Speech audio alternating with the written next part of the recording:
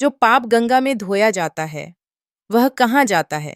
एक बार एक ऋषि ने सोचा कि लोग गंगा में पाप धोने जाते हैं, तो इसका मतलब हुआ कि सारे पाप गंगा में समा गए और गंगा भी पापी हो गई।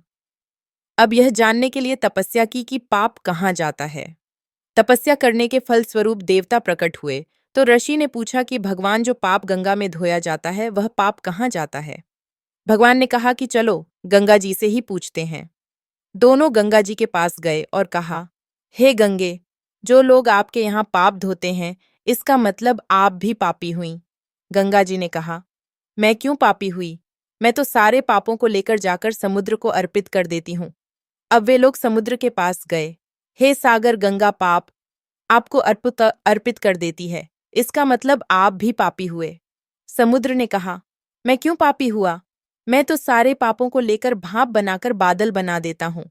अब वे बादल के पास गए और कहा, हे बादलो समुद्र, जो पापों की भाप बनाकर बादल बना देते हैं, इसका मतलब आप पापी हुए। बादलों ने कहा, मैं क्यों पापी हुआ?